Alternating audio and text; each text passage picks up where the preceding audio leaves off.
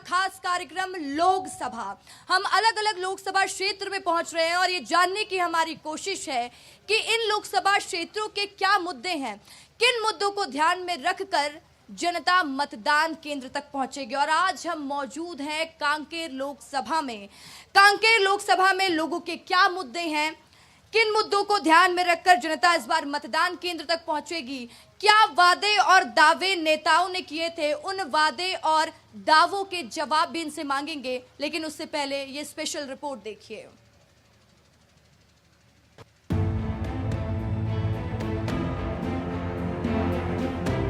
Kanker Lok Sabha seat में 26 अप्रैल को चुनाव होना है।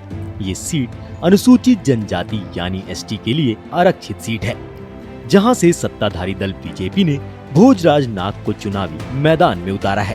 भोजराज नाग हमेशा ही अपने विवादित बयान और आक्रामक शैली के लिए चर्चित रहे। अब उनका ये ही बयान सुन लीजिए। मैं आप मला ये भी विश्वास दिलाता हूँ कि जो विकास है वो विकास हो ही, और आप मन के गांव में और कोई ऐसे समस्या परेशानी हुई ओला नींबू काट के आप मन के जो तंत्र मंत्र हुई ओला भी ठीक करे का काम मैं करूं।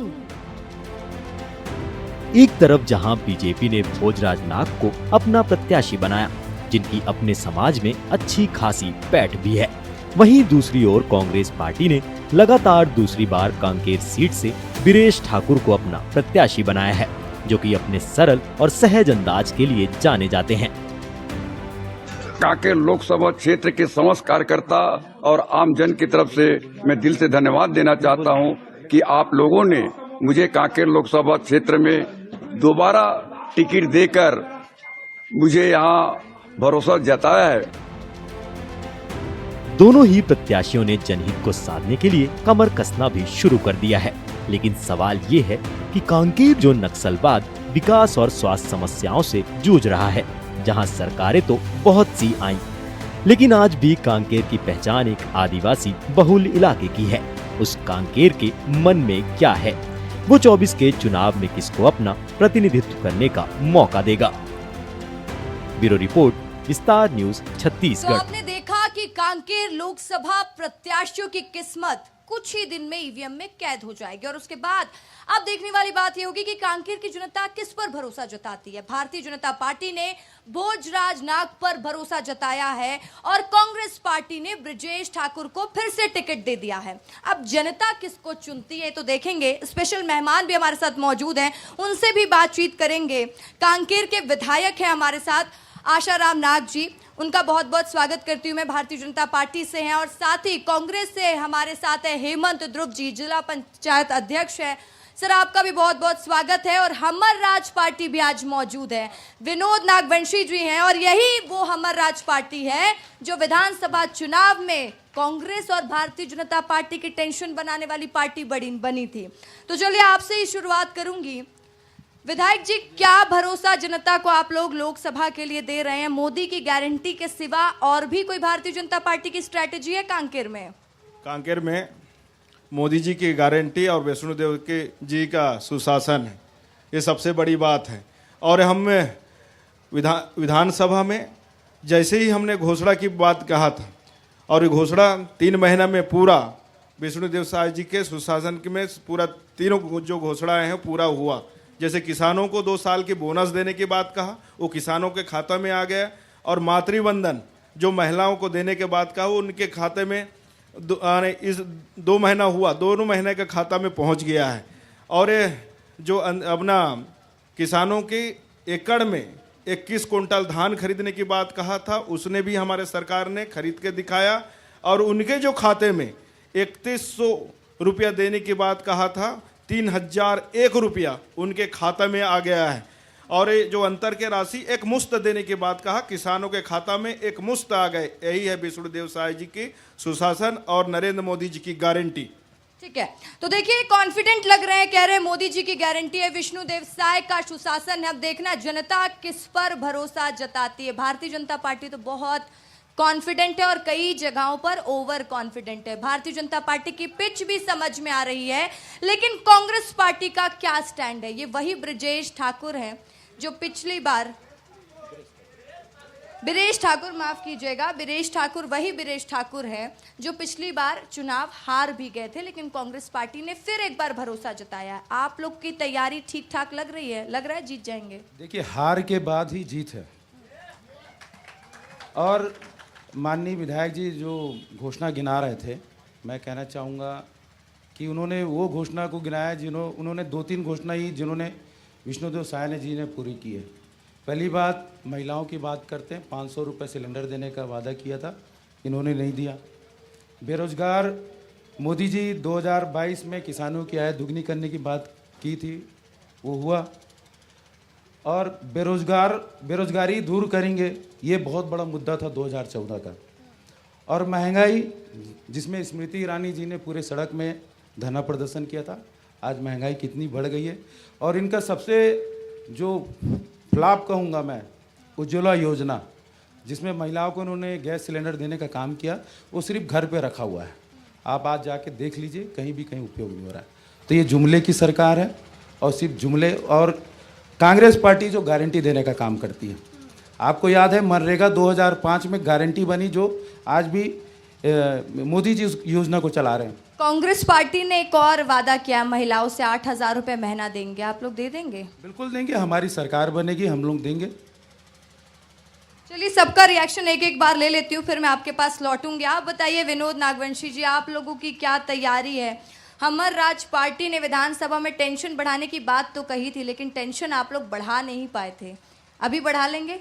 देखिए, ये प्रयास है और प्रयास हमेशा सफल रहता है। आज छत्तीसगढ़ बनने के बाद 23 साल हो गया, सरकारें 2 बार बदल गई, आदिवासी समाज आज भी सड़क पर है। और सबसे बड़ी समाज यहाँ आदिवासी है, जिनके विकास के लिए संसद में नए नए आयाम बनते हैं, विधानसभा में बात होती है, लेकिन आज भी आदिवासी समाज अपने मूलभूत सुविधाओं को लेकर सड़क पे है। ये घोषणाएं करते हैं, गारंटी देते हैं, कहाँ से लाता है पैसा? अगर शिक्षा समान नहीं दे पाए, अगर आज भी गर्भवती महिला अस्पताल के अभाव में मर जा रही है, और आज भी हम छोटी छोटी बातों को पूरा करने के चक्कर में मूलभूत बातें और संविधान से परे होकर जाने की बात करें, तो मैं कहता हूँ 75 साल बाद आदिवासी समाज को उतना ही जिंदा रखा है कि वो वोट डाल सके।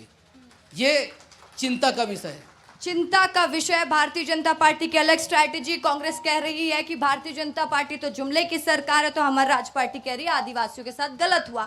तो जनता से ही पूछेंगे, और शुरुआत में महिलाओं से करूंगी। क्या है मुद्दे कांकेर के? आप सभी को नमस्कार। और मैं जानना चाहूँगी, मैं किसी पर्टिकुलर पार्टी की तो हूँ नहीं, आम नागरिक हूँ और बहुत ही खुश हूँ, लेकिन दुखी करने के कुछ कारण हमारे ही नेताओं द्वारा होता है। पिछली सरकार थी जिन्होंने कहा कि नरवा गरवा घुरवा योजना जो निकाला था, और नरवा कहाँ है, घुरवा कहाँ है, और हमारे गाय कहाँ हैं? गाय आज भी सड़क पे आपको रास्ते में दिखाई देंगे, और उनके साथ जो दुर्व्यवहार किया जा रहा है, क्या हम उसके लिए जो ट्रक के ड्राइवर है उनको बोले, या हम उनको बोले जिन्होंने उनको सही स्थान नहीं दिया? और ये एक अहम मुद्दा है हमारे लिए, क्योंकि हम ऐसे देश में रहते हैं जहाँ पर गाय की पूजा की जाती है। तो ये मेरा सवाल सबसे पहले तो आने वाली सरकार जो सोचती है कि कांग्रेस की होगी, उनसे पूछना चाहती हूँ, और सवाल मेरे और भी हैं दूसरी पार्टी के लिए। धन्यवाद। आप क्या कहना चाहेंगे, क्या मुद्दे आप लोगों के? बैठ के बोलिए। मैं तो कोई पार्टी बेस नहीं हूँ, आम जनता हूँ। तो आम जनता से ही बात करने आए। विस्तार न्यूज आपका अपना चैनल है, आप लोगों का चैनल है। आप लोग जो बात करेंगे, आप जो सवाल पूछना चाहते हैं अपने जनप्रतिनिधियों से, आप पूछिए। जी, तो मैं चाहती हूँ कि जैसा हमारा दैनिक वो है, सड़क, पानी, नल, हमारे मोहल्ले में हम लोग 5-10 साल से जूझ रहे हैं पानी की समस्याओं से, मगर हम पिछला सरकार था उनको भी अवगत करवाए, अभी जो सरकार है उनको भी अवगत करवाए हैं, मगर हमारे मोहल्ले में पानी की समस्या अभी तक सॉल्व नहीं हो पा रही है। तो चलिए, पानी की समस्या पर बात होगी, और विधायक जी से ही बात होगी, क्योंकि कांकेर के विधायक ही आज सामने हैं। आपकी कोई समस्या? मैं तो एक बीजेपी पार्टी से हूँ, और जो मोदी जी, जो हमारा जो भारत देश है जो विकसित होता हुआ दिख रहा है, और जो उनका संकल्प है वो तो आगे दिख रहा है। और भारतीय जनता पार्टी जिंदाबाद जिंदाबाद जिंदाबाद। तो चलिए, बातचीत जारी रहेगी। पहले इन सवालों के जवाब ले लूँ, और ये सवाल के जवाब नेताम जी से लेंगे, क्योंकि विधायक हैं वो, जनता को उम्मीद है आपसे। और बस हम चाहते हैं कि उनकी उम्मीद अधूरी नहीं रहनी चाहिए, वो पूरी हो, और आपसे आशा है कि आप पूरा करेंगे भी। आशा है तो विश्वास है। उनका जवाब तो दे दीजिए सर। जी, वो पानी की बात कह रहे हैं तो वो पिछले सरकार में त्रस्त होके अभी हमको बता रहे हैं। अभी जैसे ही हम जीत के आए हैं, आचार संहिता लगा, लोकसभा के बाद मैं हर मोहल्ले में जाऊंगा और हर मोहल्ले में मैं देखने का प्रयास करूंगा। और पिछले जो सरकार में थे और हमने प्रयास करके केंद्र की योजना करके हमारे गृहग्राम बेवर्ती और दसपुर से हमने पानी लाकर शहर में दिए हैं, और दसपुर में हमने सब स्टेशन पानी का रखा है, और उस गांव से शहर को सींचने का जो काम किए हैं तो भारतीय जनता पार्टी केंद्र की सरकार ने किया है। और उसके परिरूप में हम इसलिए डबल इंजन की सरकार की मांग कर रहे हैं जनताओं से, तो उनका भी काम आसानी से हो। तो देखिए, विधायक जी ने कह दिया है और हमने यहाँ से आपको आश्वासन दिलवा दिया है कि वो हर मोहल्ले का निरीक्षण करेंगे और आपकी समस्या दूर करेंगे, और ना करें तो आप विस्तार न्यूज में कॉल करिएगा। उसके बाद हम विधायक जी को कॉल करेंगे और पूछेंगे, मंच से आपने ही बोला था। नरवा गरवा घुरबा बारी का जिक्र करते हुए एक बहन नजर आ रही थी, पूछ रही थी कहाँ है गाय, कहाँ है। और कांग्रेस पार्टी पर जब आपकी सरकार थी तो इसको लेकर कई सवाल खड़े हुए हैं। आपको नहीं लगता ये स्ट्रैटेजी तो कांग्रेस ने अच्छी बनाई, लेकिन ये स्ट्रैटेजी को आप लोग धरातल में सही साबित करने में कहीं ना कहीं गलत हो गए, तभी आज सरकार गिरी है? नहीं, देखिए ऐसा नहीं है। मैं शिल्पा साहू मैडम को बहुत बहुत धन्यवाद दूंगा कि उन्होंने बहुत अच्छा सवाल किया, लेकिन उनको ये देखना भी चाहिए क्योंकि वो ग्रामीण क्षेत्र से आती हैं। भूपेश बघेल जी ने सबसे पहले ये काम किया कि जो ग्रामीण महिलाएं उनकी अर्थव्यवस्था को मजबूत करने का काम किया। छत्तीसगढ़ में क्या पूरे विश्व में 2 रुपये गोबर कहीं किसी ने नहीं खरीदा था, छत्तीसगढ़ सरकार ने खरीदा था। गौमूत्र खरीदा, और जो गोबर गौठान की बात कर रहे हैं, अभी तो हमारी सरकार नहीं, तब आपको गाय बैल यहाँ पर दिख रहा है। भारतीय जनता पार्टी का तो ये एजेंडा ही है कि गाय हमारी माता, लेकिन उसको कभी जतनने का काम भारतीय जनता पार्टी के लोगों ने नहीं किया, सिर्फ राजनीति किया। मेरा आपसे एक सवाल इसलिए रहेगा, कांग्रेस पार्टी से लगातार कार्यकर्ता जा रहे हैं। चंद्रशेखर शुक्ला ने कहा था कि कांग्रेस पार्टी गोबर चोर है, इसलिए मैं भारतीय जनता पार्टी में शामिल हो रहा। आपकी पार्टी से जो नेता जाते हैं वही आप लोगों पर आरोप लगाते हैं। देखिए, अंगूर खट्टे हैं बोलते हैं ना, जिनको मिलता है। अब उन्होंने बहुत ज़्यादा आकांक्षा लेकर आए हुए थे पार्टी के लिए। निश्चित रूप से कई निजी स्वार्थ भी रहता है। कई लोग ऐसे, सिर्फ कांग्रेस में नहीं, बीजेपी के भी कई सारे नेता जो पार्टी छोड़ के जा रहे हैं, तो ये व्यक्तिगत हित रहता है कई लोगों का, और जो कई लोग पार्टी के साथ जुड़ के काम करना चाहते हैं। तो इसमें ज़्यादा मैं कुछ कहना नहीं चाहूँगा। तो चलिए, जनता से भी पूछते हैं, और मेरा यही है कि मैं नेताओं से सवालों के जवाब तो लूंगी, लेकिन जनता से बात हम करते रहेंगे। बताइए आपका क्या मुद्दा? मुस्कुरा रहे हैं बहुत देर से, बोलिए, आप भी मुस्कुराएंगे। कांग्रेस पार्टी जो है 5 न्याय और 25 गारंटी, इन मुद्दों के आधार पर चुनाव लड़ने जा रही है। और ये जो 5 न्याय और 25 गारंटी है वो पूरे भारत देश का रोड मैप है, जिसे हमारे युवा नेता राहुल गांधी जी ने पूरे देश का पदयात्रा करके लोगों से संवाद करके ये योजना को धरातल में लाने के लिए न्याय पत्र कहा है। इसके माध्यम से जो है कांग्रेस पार्टी पूरे देश में चुनाव लड़ रही है, और हमको उम्मीद है कि हम भारी मतों से कांग्रेस की सीटें लोकसभा में आएंगी। चलिए भाई, पार्टी से कौन नहीं, आम जनता कौन है? आप लोग आम जनता हैं, आई गेस। आप लोग पार्टी से हैं, पार्टी वाले ज्यादा हैं, जनता कम है। बताइए आपका क्या समस्या आंटी? मैं तो ये कहने चाहूँगी, दोनों ही जितने भी लोग मंचस्थ हैं उनको सादर प्रणाम। मेरे कांकेर में मैं पिछले 24 सालों से हूँ, और मैंने देखा धर्मांतरण के विषय में, तो ना तो पूर्व कुछ किसी ने कर पाया और अभी भी नहीं चल रहा है। तो धर्मांतरण किस तरीके से रोका जाए, इस विषय में थोड़ा मेरा मतलब एक बात रखना चाहूँगी मैं।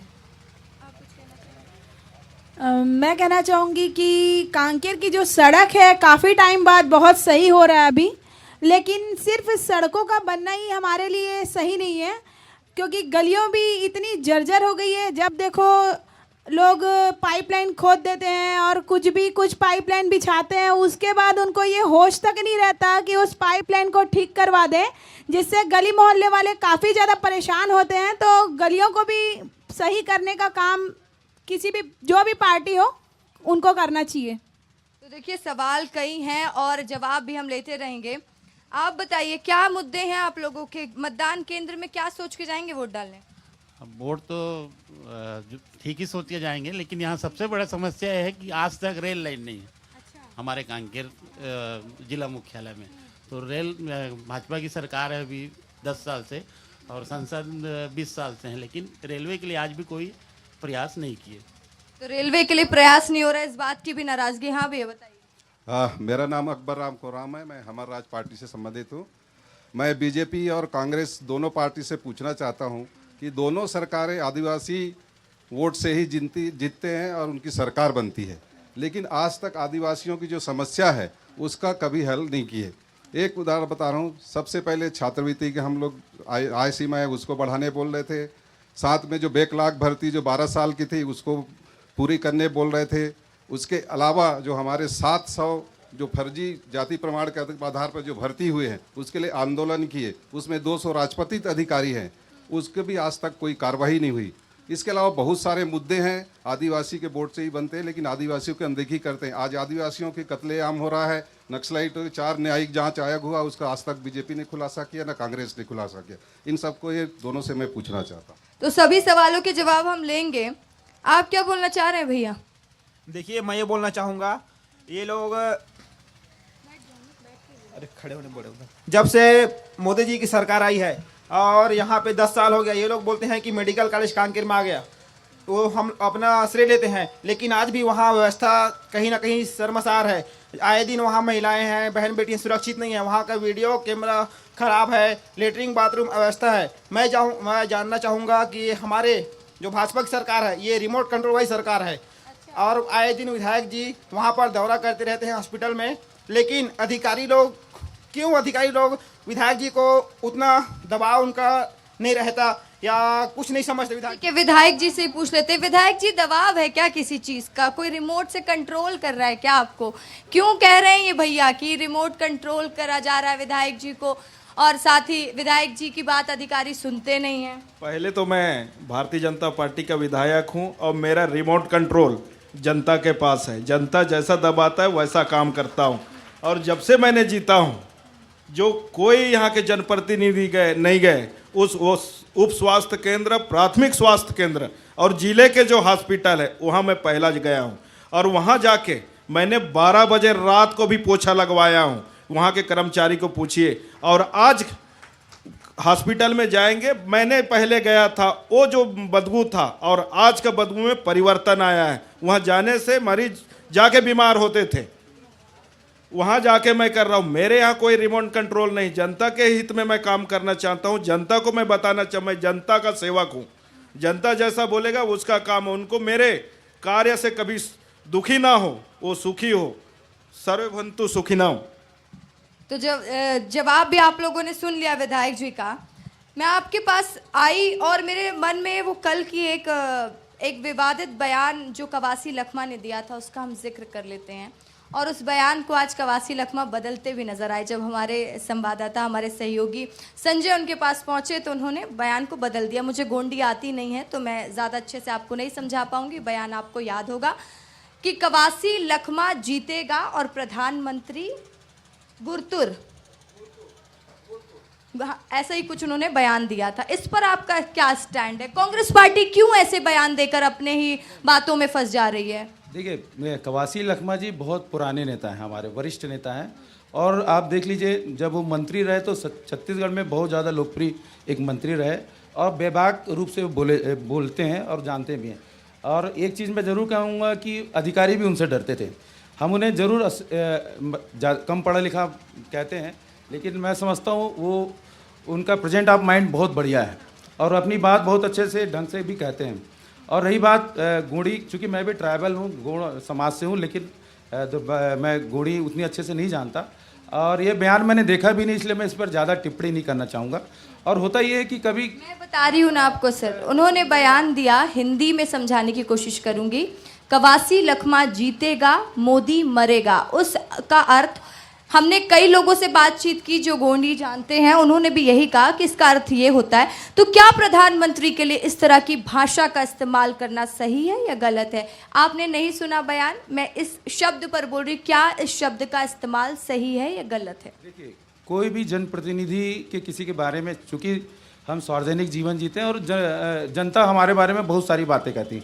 लेकिन कभी कभी ये होता है कि हम जब भाषण देते हैं या कोई बात कहते हैं तो जबान भी स्लिप हो जाती है, टंग जिसको कहते हैं ना, तो वो हो सकता है। मैं इसलिए बार बार कह रहा हूँ कि अगर उन्होंने ऐसा कहा तो मैं व्यक्तिगत रूप से इस पर खेद व्यक्त करूँगा कि मोदी जी हमारे प्रधानमंत्री, और कोई भी उनके बारे में ऐसा कोई भी नहीं कहना चाहिए। और सिर्फ प्रधानमंत्री के बारे में नहीं, आप लोकल जनप्रतिनिधि भी हैं, उनके बारे में भी हमको वैसी बात नहीं करनी चाहिए। नहीं करना चाहिए।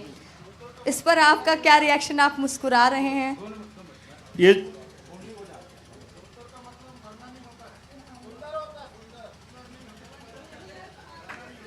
जी, अभी हमारे जिला पंचायत के अध्यक्ष जी बोल रहे थे कि हमारे वरिष्ठ कवासी लखमा, आपने तो उसको हिंदी अनुवाद किया, आपको कहीं ना कहीं बात हुआ तो हमारे देश के प्रधानमंत्री के बारे में हम जीतेंगे वो मरेगा, इस टाइप का बोले।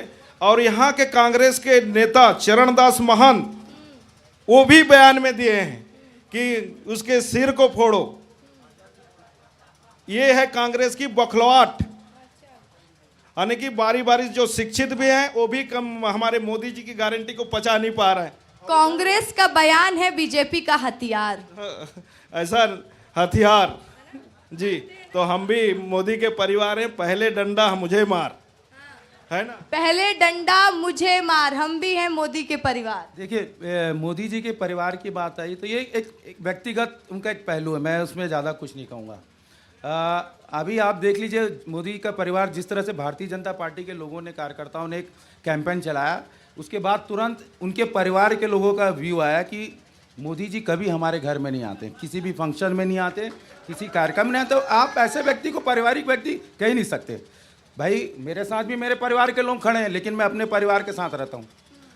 अच्छी बात है, आप जनसेवा कर रहे हैं, लेकिन आपका उत्तरदायित्व परिवार के साथ भी जुड़ा रहता है।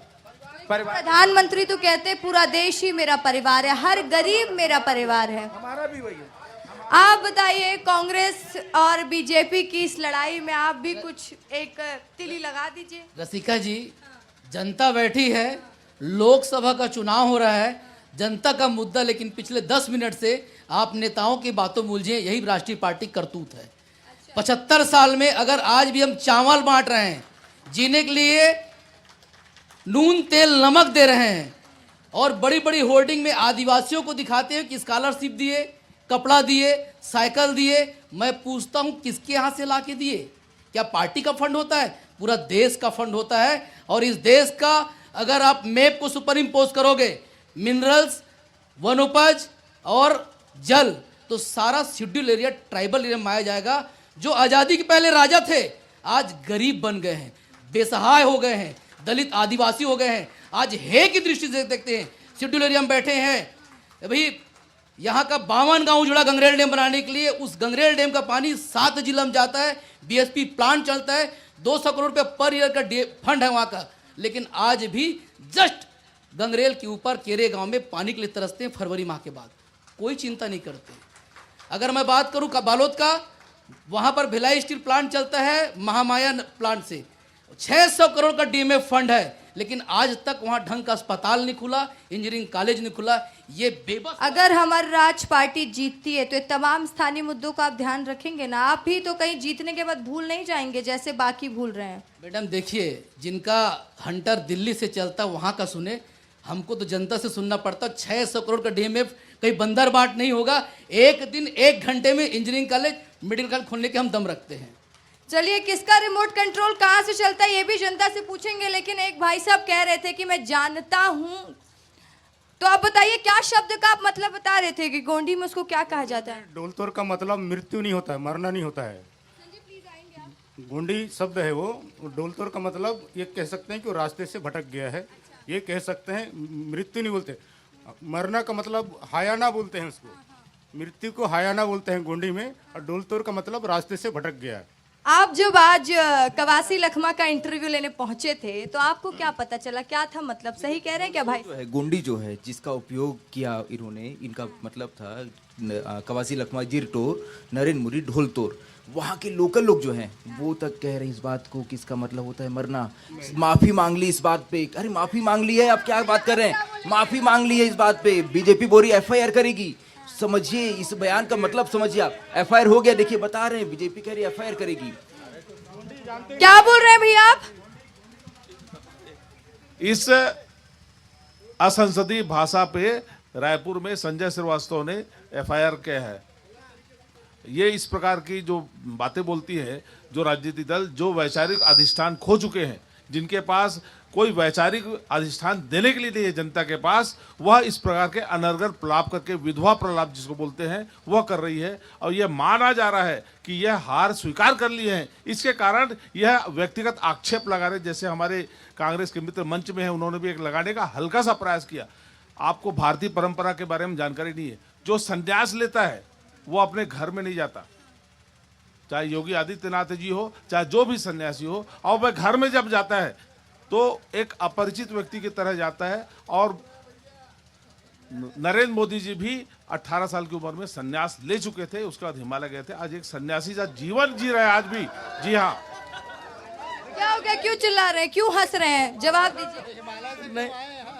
झूठ बोलने का काम है बीजेपी का। बार बार झूठ बोलो, बार बार झूठ बोलो। इसी तरह से इनके लोग भी अंधभक्त हो गए हैं। और भारतीय जनता पार्टी पर आरोप है बार बार झूठ बोलने। आपके एक भाई साहब शायद समझ नहीं पाए कि हम लोग गोंडी शब्द नहीं समझते, या उस भाषा से ज़्यादा हम लोग उसको नहीं समझते, लेकिन हम लोगों ने लोगों से बातचीत की। उस शब्द का अर्थ ही कुछ और था, वो कुछ और अर्थ बता रहे थे। आप ये बताइए, जबान का फिसलना भी एक बात है। नरेंद्र मोदी ने तो कहा था कि बेटी पटाओ, एक बयान आज और आया है कि बेटी की नक्काशी, महिला की लकड़ी की नक्काशी, ये आज भी दिख रहा है। तो नरेंद्र मोदी की जबान कैसे फिसलती है, जुमलों की कैसी सरकार चल रही 10 साल से, ये जनता देख रही है। 35 साल तक भिक्षा मांग के खाने वाला, रेलवे स्टेशन में चाय बेचने वाला, उस रेलवे स्टेशन को भी कांग्रेस ने बनाया था, ये भूल गए थे मोदी। 2 करोड़ पे बात नहीं है। 10 सालों से एक प्रेस कॉन्फ्रेंस नहीं है। क्या मोदी डरते हैं क्या प्रेस से? जवाब क्यों नहीं देते आके जनता का? बताइए भैया, कितने आरोप पे डरते हैं क्या? नहीं, भारतीय जनता पार्टी में किसी को डरने का उसका तो नहीं। और खास तौर पे मोदी जी कभी डरने वाला काम ही नहीं करते। उनके प्रति बहुत सारे आरोप प्रत्यारोप लगे, लेकिन कहीं ऐसा नहीं है। ये तो आज, पहले एक समय ऐसा था भारत देश में प्रधानमंत्री को है की दृष्टि से देखा जाता है। आज वो राष्ट्रीय अंतर्राष्ट्रीय लेवल पे उसको बहुत सम्मान हो रहा है। इस बात को सारे लोग जानते हैं। और ये जो बौखलाहट कांग्रेस का जो दिख रहा है, मोदी जी के राज में सा काम हो रहा है, इसी का बौखलाहट इसमें सारा चीज दिख रहा है, ये स्पष्ट हो जाता है। और आप तो प्रत्याशी की रेस में भी थे। मेरी नज़र थोड़ा देर बाद गई आप पे। भारतीय जनता पार्टी आपको प्रत्याशी बना सकती थी, लेकिन आप प्रत्याशी नहीं बने। लेकिन आपको क्या लगता है, आप लोगों की कांकेर में स्थिति ठीक ठाक है? जी हाँ, बहुत अच्छे स्थिति में है, क्योंकि हमने लगातार किसी भी मामले में हम देखें कांग्रेस से आगे ही चले हैं। तैयारियों से लेके टिकट के आवंटन तक एक हताशा के साथ बड़ी देरी से कांग्रेस के जब टिकट की घोषणा हुई, उनके बीच से ही ये आवाज़ आती है कि भाजपा का प्रत्याशी जो है दौरों में हमसे आगे है, हम शायद वो कवर ना कर पाए। वो हताशा उनके चेहरों में निश्चित ही दिखती है। तैयारियों में वो कितने पीछे ये स्वयं वो स्वीकार कर चुके हैं, लेकिन एक राष्ट्रीय पार्टी चुनाव लड़ना है, इसलिए मैदान में मात्र हैं। ये बताइए कि कौन कौन से मुद्दे हैं आपको लग रहा है कि जिसके वजह से कांकेर की जनता भारतीय जनता पार्टी को ही वोट देगी, या देश में ऐसे कौन से मुद्दे भारतीय जनता पार्टी के आप लोगों के हिसाब से गूंज रहे हैं जिसके वजह से दबदबा भारतीय जनता पार्टी का ही होने वाला है?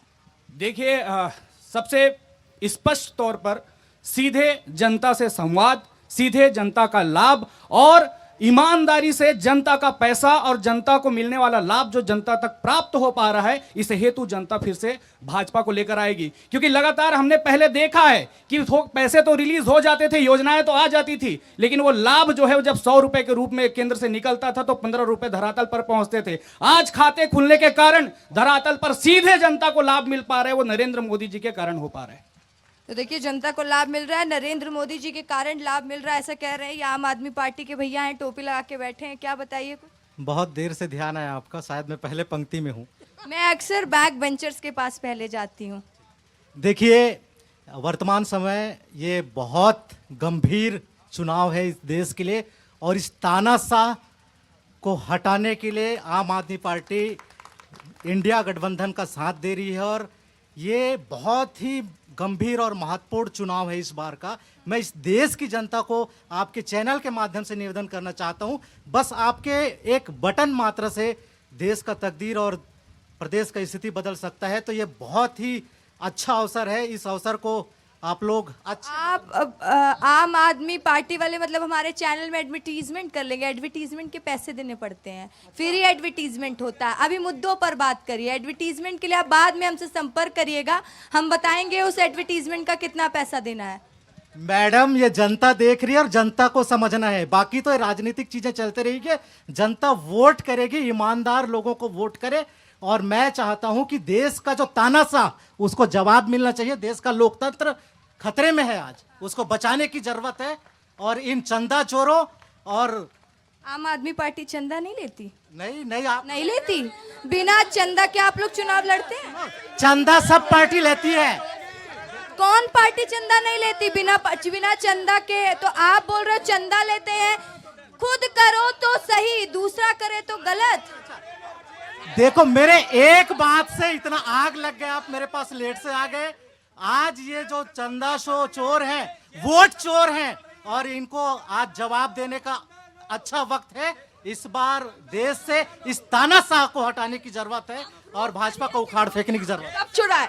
आप प्रूफ करके बताइए कि बीजेपी ने कब वोट चुराए हैं। और आप जो चंदा चोर कह रहे हैं, भ्रष्टाचार कह रहे हैं, दिल्ली का मुख्यमंत्री जेल में है। चंदा चोरी आप तो देख रहे हैं, इलेक्टोरल बॉन्ड। इलेक्टोरल बॉन्ड कौन लेकर आया? एक मिनट, इलेक्टोरल बॉन्ड का जिक्र किसने किया? इलेक्टोरल बॉन्ड कौन लेकर आया? पहले इसका जवाब दीजिएगा, फिर आप देख रहे हैं, आप में विस्तार से बात करिएगा फिर। अरे जिनको किंग पिन बता रहे थे ना, जो शराब घोटाले का जो मुख्य आरोपी बता रहे थे, किसको? शरद रेड्डी। और आज वही सरकारी गवाह हो गया और वो एक गिरफ्तार होने के बाद भारतीय जनता पार्टी को 55 करोड़ का चंदा देता है। शराब घोटाले की बात आप कर रहे हैं, शराब घोटाले की आप बात कर रहे हैं। आम आदमी पार्टी का प्रमुख, आम आदमी पार्टी का मुख्यमंत्री इसी आरोप में जेल पर है। अरे शराब घोटाला कौन किया? 60 करोड़ किसने लिया ये दिख रहा है। शराब घोटाला भारतीय जनता पार्टी ने किया। ये तो एक सोची समझी राजनीतिक षड्यंत्र है। कौन किया शराब घोटाला? भारतीय जनता पार्टी। शराब घोटाला भारतीय जनता पार्टी ने किया। भारतीय जनता पार्टी ने किया। मैं दूसरे मुद्दे पे बात करना चाहता हूँ। आप पहले, अब मैं आपका रिएक्शन लेना चाहती हूँ सर, जैसा कि वो भैया बोल रहे हैं तो आप दे दीजिए रिएक्शन। 55 करोड़ रुपए तो लिया। शराब घोटाला, अभी वो कह रहे शराब घोटाला किया, आप कहे 55 करोड़ लिया। आप बता दीजिए। हाँ आप भी बता दीजिए कुछ। यहाँ महानदी है, यहाँ के चलाने का लोग ठेका लेते हैं, उसके लिए अपराध करते हैं। जब राजनीतिक लोग विरोध करते हैं तो उनको भी पैसा देते हैं, वो क्रिमिनल नहीं हो जाते। वो क्रिमिनल है जो अवैध तरीके से रेत का उत्खनन कर रहे हैं। अब ये बोल रहे हैं कि शराब घोटाला इन्होंने किया, चंदा भाजपा को दिया। अरे प्रक्रिया तो आपने पूरी गलत की, इसके कारण जेल आप गए हो। उसके कारण सबको चंदा दिए। वो तो चंदा लेने का हक है, संवैधानिक हक है किसी भी राजनीतिक दल से। क्या ये उनके पास है क्या अधिकार कि प्रत्येक राजनीतिक दल जाके या देखे कि वो पैसा, सुनिए, वो पैसा ये अपराधी का है किसका, ये जानने का किसी राजनीतिक दल पास मैकेनिज्म है क्या? नहीं है, सरकार के पास है। क्या बोल रहे हैं भैया? चिल्ला रहे थे, मैं आपके पास खुद ही माइक लेकर आ जाती हूँ। बोलिए बोलिए। आप आ ही नहीं रहे थे करके मैं चिल्ला रहा था एक्चुअली। तो ठीक है ना, आपने ध्यान मेरा केंद्रित किया, मैं तुरंत आ गई आपके पास। चंदा लेने का भी एक तरीका होता है ना। ये लोग एक मिनट, ये जो इलेक्टेड बॉन्ड का स्कीम इन्होंने किया है ना, 8000 करोड़ से ज्यादा, ये गरीबों का ही पैसा है। माध्यम मैं बताऊं, जियो का कंपनी आज चल रहा है पूरे देश भर में। पैसा कहाँ जा रहा है? आम आदमी का पैसा कहाँ जा रहा है? जियो कंपनी अडानी अंबानी को, वो पैसा चंदा दे रहा है मोदी को। इलेक्टेड बॉन्ड जो है आप स्वेच्छा से देता तो अलग बात है, उसको मैं स्कैम नहीं मानता, लेकिन उनको ईडी से सीडी से ये डरा धमका कर जो चंदा लिया जा रहा है ना, ये स्कैम नहीं है तो क्या है बताइए? आपको बताया गया है कि उनको धमका के चंदा लिया गया। आम आदमी पार्टी, आप कौन से पार्टी से? कांग्रेस पार्टी। कांग्रेस पार्टी बिना चंदा की चुनाव लड़ती है? तो बता रहा हूँ ना, स्वेच्छा से देने वाला चंदा अलग होता है। ईडी से भारतीय जनता पार्टी को जो चंदा मिला वो स्वेच्छा ने, दबाव से मिला, ऐसा बोल रहे हैं ना आप? बिल्कुल दबाव पूर्वक दिया गया है। और देखिए, आप जो बात कर रहे थे ना मुद्दे की बात, जब से मोदी सरकार आई है महंगाई कम हो गया क्या? नहीं हुआ। अच्छे दिन आएंगे बोला था, हुआ क्या? नहीं आया। 2 करोड़ रोजगार देने की बात कही थी, हुआ क्या? किसानों को आय दोगुनी करने की बात कही थी, हुआ क्या? कुछ भी नहीं हुआ है। और ये जो गारंटी है ना, ये जुमलेबाजी वाला गारंटी है। ठीक है, एक बार मैं सबके पास आऊंगी, लेकिन मुझे पीछे जाने दीजिए। जनता दिख रही है, जनता से पूछेंगे किसने काम किया, किसने काम नहीं किया, क्योंकि देखिए पार्टियां तो अपनी अपनी बात करेंगी। भैया आप लोग बताना, क्या किसने काम किया? देखिए 5 साल यहाँ पर कांग्रेस पार्टी की सरकार रही, पर अभी बीजेपी की सरकार आई है। इसका सीधा सीधा ये मतलब निकलता है कि जनता उस काम से खुश नहीं थी, इसलिए नए लोगों को दिया गया है। पर फिर भी अभी मैं एक सवाल भी पूछना चाहूँगा कि विधायक जी यहाँ पर मौजूद हैं, मैं एक विद्यार्थी हूँ, तो शिक्षा और स्वास्थ्य के विषय में बात करना चाहूँगा। यहाँ का जो छात्रावास है, जो यहाँ का ऑडिटोरियम है पीजी कॉलेज का, आज तक जर्जर अवस्था में पड़ा हुआ है। ज्ञापन देने के बाद भी विधायक जी ने कोई कदम नहीं उठाया। उसके बाद जो स्वास्थ्य विभाग की बात मैं बोलूँ तो सीएमएचओ साहब हैं, उनके घर में वार्ड बॉय ड्यूटी करने जाता है, उसके बाद भी कोई कार्रवाई नहीं होती है। वार्ड बॉय का काम सीएमएचओ साहब के घर में होता है या अस्पताल में होता है, ये पूछा जाए। ठीक है, मैं विधायक जी आपके पास आऊंगी, सवाल का जवाब दीजिएगा। हाँ भैया बताइए, क्या शिकायत है? तो ये सरकारी कर्मचारी हैं, आचार संहिता है, बात नहीं करेंगे। आपकी क्या समस्या है?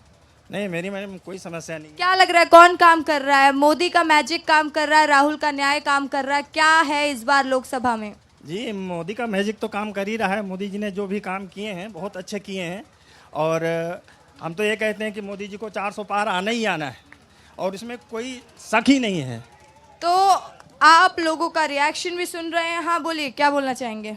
अभी आम आदमी पार्टी वाले लोग बोल रहे थे शराब घोटाला के बारे में, जो खुद 2.8 करोड़ का शराब घोटाला करके बैठे हैं, वो अपना ईमानदारी का बात कर रहे हैं। कल तक सत्ता पाने के लिए ये अनशन पे बैठे थे, और आज सत्ता में बने रहने के लिए उपवास कर रहे हैं। एक चीज और मैडम, अभी हम देख रहे हैं कांग्रेस, जितने भी इंडिया अलायंस के लोग हैं, इनके सब के सब बीजेपी में जुड़ते जा रहे हैं। मैं निवेदन करता हूं कि जब भी आप यहां पे फिर पुनः डिबेट कराएंगे ना, आम आदमी पार्टी वालों को एक कुर्सी अलग से बना दीजिए, नहीं तो ये फिर से बीजेपी के पीछे चलते चलते अपना सत्ता पाने के लिए हमारे बीच में ही बैठेंगे, जैसे अभी बैठे। अच्छा, तो ठीक है, एक बार विधायक जी से इसका रिएक्शन ले लेती हूँ। नहीं, मैं आपसे बहुत देर तक पूछ ली, अभी मेरे को जाने दीजिए। हाँ विधायक जी, एक विद्यार्थी की कुछ समस्या है, उस समस्या का समाधान कर दीजिए। बिल्कुल बिल्कुल। जो विद्यार्थी ने यहाँ पर बताया कि विधायक जी ने कहा कि हमने आवेदन दिए, आवेदन का मैंने पूरा निराकरण किया है, और जैसे ही मैं गया ये हॉस्टल, पूरे हॉस्टल में घुमा हूँ और जर्जर है, मैं मानता हूँ। लेकिन ये जो सरकार, भारतीय जनता पार्टी की सरकार को 4 माह हुआ है, और 4 माह में तीनों छात्रावास का इंस्ट्रूमेंट मैंने बनवाया है। मैं भी एक विद्यार्थी था, मैं भी हॉस्टल में रह के पढ़ा हूँ, उसका दुख दर्द मैं समझता हूँ। और वो तुरंत ये प्रक्रिया में जैसी सरकार के हॉस्टल का पूरा उसका जीर्णोद्धार होगा, ये मैं यहाँ से गारंटी देता हूँ। और ये कांग्रेस और क्या नाम है, आम आदमी पार्टी के कुछ कार्यकर्ता कह रहे थे, आप सुन रहे होंगे, कि आप लोग दबाव बनाकर चंदा लेते हैं। ऐसे क्यों करते हैं भाई? वो लोग बिना दबाव बनाए चंदा ले रहे हैं, उनकी स्ट्रैटेजी सीखिए ना, उनकी तरह बिना दबाव बनाए चंदा लीजिए, आरोप नहीं लगाएंगे। जी, मैं चंदा वो अपन आम आदमी पार्टी बताए, मैं तो चंदा के बारे में जान ही नहीं रहा हूँ। और ये जो आम आदमी पार्टी की जो है ना, हमारे प्रदेश के आम आदमी पार्टी के हमारे कोमल हुपेंडी जी भी भारतीय जनता पार्टी में आए हैं, और हमने पूछे क्यों आए, तो यहाँ के रीति नीति से, भारतीय जनता पार्टी के रीति नीति से मैं खुश होकर मैं भारतीय जनता पार्टी का सदस्य ग्रहण करना चाहता हूँ। तो रीति नीति क्या है इनका? शराब घोटाला, दिल्ली के मुख्यमंत्री ने जेल में है, जो ने अपना आम आदमी पार्टी के झाड़ू छाप वाली बात कहा, ये सब वही अभी होते जाएंगे। कितने के ऊपर आएंगे ये देखते रहिएगा। ठीक है, तो आपसे क्या पूछूं, ये पूछूं क्या कि लोकसभा चुनाव के पहले तक कांग्रेस में कार्यकर्ता बचेंगे ना? नाराज हैं, बार बार बीजेपी में चले जा रहे हैं, बचेंगे कि नहीं? जैसे छत्तीसगढ़ में गर्मी बढ़ रही है, वैसे ही पार्टी से नेता भारतीय जनता पार्टी में चले जा रहे हैं। Bharatiya Janata party washing machine बन गई है। जितने भी दागी हैं नेता, वो उस मशीन में जाके साफ होके निकलते जा रहे हैं। असम के मुख्यमंत्री ले लीजिए, चाहे महाराष्ट्र के अशोक चव्हाण को ले लीजिए, चाहे ऐसे बहुत सारे अनगिनत नेता हैं जो जिनके ऊपर इन्होंने ईडी छोड़ दिया था, आयकर वालों को पीछे लगा दिया था, जो नेता इनको दबावपूर्वक ये अपने पार्टी में शामिल कर रहे हैं। और एक इनके पास मशीन है, मोदी जी ने मशीन बना लिया है कि जितने भी आरोपित हैं, जितने भी वो अपने दागदार नेता हैं, उस मशीन में जाके साफ होकर वो भारतीय जनता पार्टी के प्रथम पंक्ति में बैठते हैं। और मैं आज आपको ये चैलेंज भी कर रहा हूँ, आने वाले सालों में जितने भी भारतीय जनता पार्टी के कर्मठ कार्यकर्ता हैं वो साइड लाइन हो जाएंगे और जितने भी दागी नेता हैं वो कुर्सी में बैठेंगे। ये बताइए, कह रहे हैं कि आप लोग साइड लाइन हो जाएंगे, वो सब तो ठीक है, कौन सी ऐसी वॉशिंग मशीन रखे हैं आप लोग जो भ्रष्टाचार धो देती है? वॉशिंग मशीन क्या है? मोदी जी के जो ने कहा है कि पूरा सफाई करना है ना, सफाई करना है। जो अपने शहर में गांव में स्वच्छता अभियान जो चला रहे हैं, ये देश के लिए स्वच्छता अभियान चला रहे हैं। जैसे ये घोटाला, महादेव वेब घोटाला, जो भगवान के नाम से घोटाला, करोड़ों अरबों रुपया की घोटाला, कहाँ है? ये कांग्रेस के लोग ही घोटाला किए। ये कोल घोटाला कौन किया? कांग्रेस की सरकार ने घोटाला किया। इनके नाम में भी ईडी ने लगा है नंबर, ये भी जल्द हो जाएगा। ठीक है, हमार राज पार्टी वाले विनोद भैया साइड में खड़े होकर मुस्कुरा रहे हैं, बोल रहे हैं आपस में इनको लड़ने दो, इससे फायदा तो मेरा ही है। हाँ, ये सोच के चलते हैं, विकल्प है तैयार, अब आई हमार राज। इस देश में आज बस्तर विश्व में साउथ अफ्रीका के बाद सेकंड नंबर में जैव विविधता में माना जाता था, लेकिन आज देश में विश्व में ये रेड एरिया बनाता है। बहुत तकलीफ होता है कि चाहे फोर्स की गोली चले, चाहे नक्सली गोली चले, यहाँ की जनता और मूल निवासी आदिवासी मारे जा रहे हैं। जितना शायद बाउंड्री में नहीं मरते होंगे फोर्स के स्टेट के, उतना यहाँ बॉर्डर में जो नहीं मरते, यहाँ इतना मर रहे हैं। अगर राजनीतिक दृढ़ता होती तो 15 साल बीजेपी भी रही, उसके पहले कांग्रेस रही और 5 साल कांग्रेस रही। किसी ने उस तरीके से प्रयास नहीं किया। लेकिन एक बात जरूर बता दूंगा, 2012 से लेकर 18 तक जब भी वहां पर मुठभेड़ हुआ, केंद्र की सरकार और राज्य सरकार ने कहा घुस के हमने नक्सल मारा, लेकिन जब जांच रिपोर्ट आई तो बेगुनाह आदिवासी निकले, बेगुनाह ग्रामीण निकले। उनका हल क्या होगा? वो अधिकारी गलत तरीके से मारकर मेडल लेके बड़े बड़े पोस्ट में चले गए, वो ग्रामीणों को क्या होगा? कहीं 13 गांव, ताड़मेटलम पूरा गांव जला गया, चेन्नागलूर पेद्दगलूर में मातृशक्तियों का स्तन दबाया गया। इसका आज तक कोई जांच नहीं हुआ। इसमें करे क्या? आज 600 गांव वीरान हो गया है। तेलंगाना में जाके बसे, ना उनको ट्राइबल माना जाता है, ना उनको कोई सुविधा मिलती है। इस पर कोई चर्चा नहीं करना चाहते। हर बार सरकार आती है, गंभीर है। क्या गंभीर हो? लगातार मारे जा रहे हैं जिनकी सरकार है। आज स्थिति ये है, हम अगर कुछ गलत बात के लिए एजिटेशन करते हैं तो नक्सल का आरोप लगता है, अगर पुलिस की तरफ दिखते हैं तो नक्सली हमको मारते हैं। आदिवासी की जनसंख्या खत्म हो रही है। आर्टिकल 38 ये कहता है अगर किसी तरीके से हल नहीं कर पाए तो मुख्यमंत्री को इस्तीफा देना चाहिए। और बता दूं, हमारे 23 सूत्री मांग का असर देखिए। 2018 में जब सामाजिक बहिष्कार प्रतिषेध कानून लाया सरकार ने और जमीन अधिग्रहण लाया, तो एक तरफा आदिवासी समाज ने आंदोलन किया, छत्तीसगढ़िया समाज ने आंदोलन किया। 3 साल 3 बार की सरकार 15 सीट में सिमट गई। और इस बार 5 साल में वही पैसा की मांग, वही हसदेव की मांग, वही बस्तर की मांग, वही 5 यूनिवर्सिटी की मांग, फिर आदिवासी आंदोलन हुए, अपनी बात को रखे, पूरा सरगुजा साफ हो गया और बस्तर साफ हो गया। देश में जब जब आदिवासी करवट लेती है, चाहे केंद्र की सरकार हो चाहे स्टेट की सरकार हो, लेकिन आज तक नक्सल मुद्दे में हम गिल से बात करते हैं, दिल्ली में बात करते हैं, 5 स्टार होटल में बात करते हैं, लेकिन आदिवासी समाज के मुखिया आदिवासी समाज की बीच बात नहीं करते। लेकिन हम सुनते हैं, एक मिनट उनसे बात कर लेते हैं जिनके पास अभी आदिवासी मुख्यमंत्री है, जो कह रहे थे कि हम आदिवासी हितैषी हैं। हमर राज पार्टी का आरोप बहुत है कि आप लोग आदिवासियों पर ध्यान नहीं देते हैं, कोई भी सरकार आए जाए आदिवासियों पर ध्यान नहीं। क्यों? भारतीय जनता पार्टी तो चीख रही है ना, आप लोगों का बस्तर में नारा और स्ट्रैटेजी है ना कि हम आदिवासी हितैषी हैं। प्रधानमंत्री नरेंद्र मोदी अभी जब परसों जगदलपुर पहुंचे थे, उस दौरान भी उन्होंने कहा कि आदिवासियों के लिए वो कुछ करना चाहते हैं, गरीब परिवार के लिए कुछ करना चाहते हैं। फिर ये आरोप क्यों? आज सबसे बड़ा चिंता करता है भारतीय जनता पार्टी ने चिंता करता है विशेषकर आदिवासी लोगों का, और आदिवासियों का चिंता करता है तो हमारे देश के राष्ट्रपति द्रौपदी मुर्मू आदिवासी है। हमारे छत्तीसगढ़ के मुख्यमंत्री जो अभी मुख्यमंत्री बना है विष्णुदेव साय जी, वो भी आदिवासी। इसलिए चिंता करता है कि हमारे आदिवासी भाइयों की जो 75 साल में उनका कुछ नहीं हुआ, ये कांग्रेस की सरकार ने बोलता था आदिवासी हितैषी। आपने रिकॉर्ड देखिए, कभी उसने आदिवासियों के मुख्यमंत्री नहीं बनाए, न ये मुख्यमंत्री ने आदिवासियों को कोई अच्छा सा पद में नहीं बिठाए।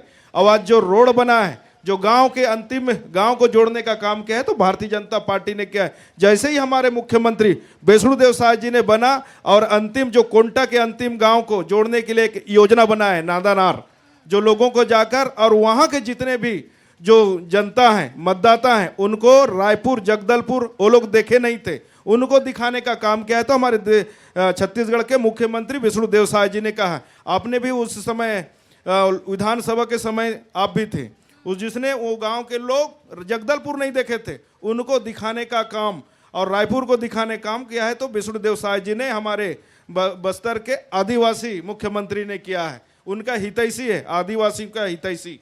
ठीक है, जनता से पूछते हैं कि कौन किसके लिए काम कर रहा है और आदिवासियों के लिए कौन काम कर रहा है।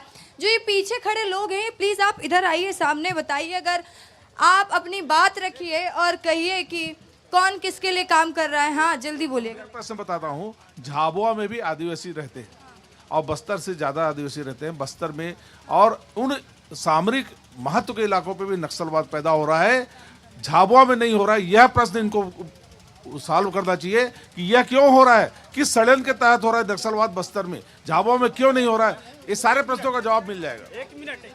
ठीक है, हाँ, मैं आ रही हूँ आपके पास। महिला उत्पीड़न की बात भारतीय जनता पार्टी करती है। मैं महिला उत्पीड़न पे बोलना चाहता हूँ। महिलाओं के महिला बढ़ाओ की बात करते हैं। जब देश के जो खिलाड़ी थे, महिला खिलाड़ी ब्रिजभूषण ने उनका शारीरिक शोषण किया, देश में इतना बड़ा आंदोलन हुआ, कहाँ गया 56 इंच का सीना का। महिलाओं को बचाने की बात करते हैं, महिलाओं ने आंदोलन किया, कहाँ गया 56 इंच का सीना। और प्रधानमंत्री जी सो रहे थे, मणिपुर में महिलाओं को नग्न घुमाया गया, आपने देखा, पूरा देश ने देखा, कहाँ गए मंत्री। उसके बाद तुरंत मणिपुर जाकर उस पर पूरा निरीक्षण किया गया, पूरा माहौल को सुधारा गया, काम नहीं हुआ। नहीं, प्रधानमंत्री जी ने कौन सा ऐसा काम किया आप बताइए। एक शब्द उन्होंने संवेदना के नहीं कहे। और 11 महीने तक किसानों ने 3 कानून को लेकर के आंदोलन किया, 700 किसान मर गए, 56 इंच का सीना, एक संवेदना के शब्द नहीं बोले किसानों को। महिलाओं से पूछ लेते हैं, महिला ही बता देंगी कि महिलाओं के लिए किसने काम किया किसने नहीं किया। आ जाइए, थोड़ा आगे आ जाइए। तो दादी बताइए, महिलाओं के लिए काम किसने किया किसने नहीं किया। देखिए, पार्टी का किसी का नहीं है, महिलाएं जो भी काम कर रही हैं उसे सभी पार्टी ने महिलाओं को सहयोग किया है। सभी पार्टियों ने महिलाओं का सहयोग किया है, अपने अपने हिसाब से जो भी किया उन्होंने सभी अच्छा किया। दादी बड़ी है, डिप्लोमेटिक आंसर देंगी, दोनों बच्चे नाराज नहीं होने चाहिए। आप बताइए। नहीं, मुझे तो कोई शिकायत नहीं है। कोई शिकायत नहीं है। अरे आपको कुछ तो बोलना चाहिए, महिलाओं के लिए कौन काम कर रहा है कौन नहीं। करते हैं, सिचुएशन के हिसाब से सब होता है। आप बताइए, महिलाओं के लिए कौन सी पार्टी ने काम किया कौन सी पार्टी ने नहीं किया। ये मत सोचिए कि कांग्रेस और बीजेपी वाले मुड़ मुड़ कर देख रहे हैं, उनको इग्नोर मारिए। नहीं, दोनों पार्टी आती है अपने अपने स्तर पे, दोनों पार्टी महिलाओं के लिए सभी के लिए काम करते हैं, मगर हम चाहते हैं कि जनता उनको वोट दे के जिताती है, बैठालती है, तो वो विशेष करके जनता के प्रति सब जितनी समस्याएं रहते हैं, काम रहते हैं, उनको जनता को देख के करना चाहिए। ये नहीं कि जीतने के बाद अपने कुर्सी में बैठ जाने के बाद जनता को बिल्कुल भूल जाए। और मैं दोनों पार्टी से यहाँ कहना चाहूँगी, कांकेर में हमारे यहाँ गौ जो है, गाय बैल रोड में बहुत बैठे रहते हैं, तो उनकी आगामी की क्या योजना है, जो उनका सुरक्षित स्थान है कि नहीं है, बना है कि नहीं है, दोनों पार्टी से हम पूछना चाहेंगे। आप बताइए, कुछ आपकी भी बात हो तो वो भी आप कर लीजिए। दोनों पार्टी करती है महिलाओं के लिए। मतलब मैं अगर खुद को देखे बोलूँ तो मैं कुछ प्रोग्राम ऑर्गेनाइज करवाती हूँ, तो उसमें मुझे कांग्रेस और बीजेपी दोनों का सपोर्ट मिलता है। तो ये महिलाएं हैं और इन सभी का आंसर है दोनों पार्टी सपोर्ट करती है। और ये पहली जगह है कांकेर जहां हमें ये सुनने मिला कि दोनों पार्टी अच्छा काम करी। डिप्लोमेसी वाला आंसर था, क्योंकि महिलाएं चाहती नहीं है ज़्यादा उलझना। हाँ बोलिए। मेरा नाम आयुषी मिश्रा है, मैं NSY से हूँ, कांग्रेस पार्टी से हूँ मैं। अभी इन्होंने कहा कि बीजेपी के मुख्यमंत्री जी ने आदिवासियों के लिए कुछ किया, तो मैं इन लोगों को बता दूं कि राइट टू एजुकेशन से लेके राइट टू वोट, जो हमारी प्राइम मिनिस्टर थी इंदिरा गांधी जी ने इन आदिवासियों को आगे लाया, इनको इनका सारा हक दिलाया है कि ये वोट कर सकें और ये हमारी तरह मतलब जितने अदर कास्ट वाले थे उनके साथ जाके एजुकेशन ले सकें। ये एक मुद्दा है, ये मतलब इन्होंने एक बात कही थी, उसका मैंने जवाब दिया है ना। मैं NSY से हूँ और आजकल की युवा पीढ़ी, एक चीज़ मैं कहना चाहूँगी, एक मुद्दा है बीजेपी पार्टी का धर्म को लेके, है ना। ये चाहते हैं हिंदू राष्ट्र बने, ठीक है, मैं भी एक ब्राह्मण हूँ, मैं मिश्रा हूँ, मैं चाहती हूँ मैंने हिंदू राष्ट्र, बिल्कुल कोई दिक्कत नहीं है, लेकिन धर्म से पहले मैं चाहती हूँ कि इनके अंदर भी एक इंसानियत आए। ये धर्म ना देख के, व्यक्ति विशेष ना देख के, पहले इंसानियत का जो भाव है वो आगे बढ़ाएं, बस। तो आप कह रही हैं कि ये लोग धर्म नहीं देखते हैं, है ना। मैं आपके सवाल को समझना चाहूंगी और वो सवाल भी उनसे पूछूंगी विधायक जी से। जब राम मंदिर का न्योता कांग्रेस पार्टी के पास जाता है, आप एक युवा हैं, आप मेरी बात समझिएगा, कांग्रेस पार्टी जब उस न्योता को ठुकराती है, क्या ये देश, आप जानती है हिंदू देश है, यहाँ पर देश लोग बौखला जाते हैं। आप राम को कुछ कह दीजिए, लोग आपको दौड़ा दौड़ा के मारेंगे। हम कुछ सवाल कर दें, हम पर लोग आरोप लगा देते हैं।